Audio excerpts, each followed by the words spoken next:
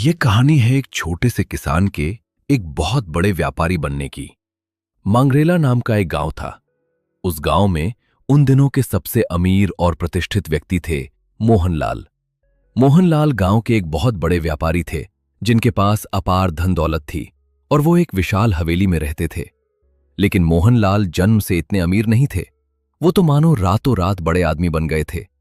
गांव के सभी लोग इस बात से हैरान थे कि एक साधारण सा किसान इतना बड़ा व्यापारी कैसे बन गया।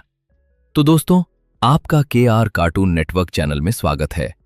ये कहानी मैंने खुद लिखी है, इसलिए अगर आपको ये पसंद आए तो वीडियो को लाइक और कमेंट जरूर करें और अंत तक बने रहें। 2 दिन बाद मोहनलाल के बेटे भरत का 20वां जन्मदिन था। तैयारियां बहुत धूमधाम से चल रही थीं और मोहनलाल ने पूरे गांव को निमंत्रण दिया था। मोहनलाल की एक बेटी भी थी जो अपने पति और बच्चों के साथ मोहनलाल की हवेली में ही रहती थी। मोहनलाल अपने नाती नतिनी से बहुत प्यार करते थे। एक शाम सब हवेली के आंगन में बैठे थे, तभी उनके नाती ने पूछा, नाना जी, लोग कहते हैं कि आप रातों रात अमीर बन रहे थे। हमें भी बताइए ना कि उस रात ऐसा क्या हुआ था। मोहनलाल ने आज तक ये सच्चाई किसी को नहीं बताई थी, पर अपने नाती की जिद वह टाल न सके। उन्होंने बताना शुरू किया। उन दिनों मैं एक बहुत छोटा किसान था। मेरे पास खेती के लिए खुद की जमीन तक नहीं थी। मैं दूसरों के खेतों में काम करता और बदले में अनाज लेता था। एक रात मैं खेतों की रखवाली कर रहा था ताकि कोई जानवर फसलों को नुकसान न पहुंचाए। तभी मुझे दूर एक चमकदार रोशनी दिखाई दी। जब मैं करीब गया तो देखा कि एक इच्छाधारी नाग और नागिन नृत्य कर रहे हैं। उनके बीच एक नागमणि रखी थी जिसकी रोशनी दूर तक फैल रही थी।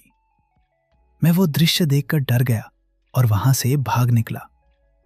पर अगले दिन मैंने सोचा कि अगर वो मणि मेरे हाथ लग जाए तो मैं बहुत अमीर बन सकता हूं और मुझे दूसरों के खेतों में मजदूरी नहीं करनी पड़ेगी। अगली रात मैं गोबर से भरी एक टोकरी लेकर फिर उसी जगह छिप गया।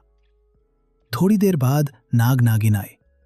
नाग ने अपनी मणि निकाल कर रखी और वे नृत्य करने लगे। मौका पाकर मैंने उस मणि पर गोबर से भरी टोकरी उलट दी और वहां से भाग गया। गोबर गिरने के कारण मणि की रोशनी दब गई और वहां अंधेरा छा गया।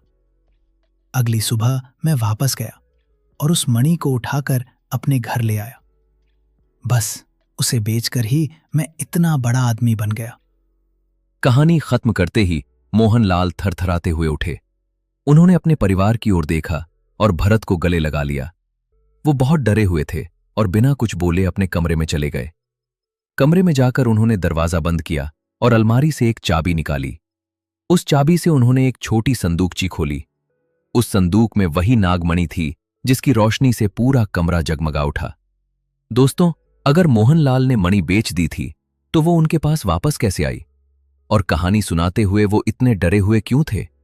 ये जानने के लिए चैनल को सब्सक्राइब करें क्योंकि पार्ट 2 जल्द आने वाला है।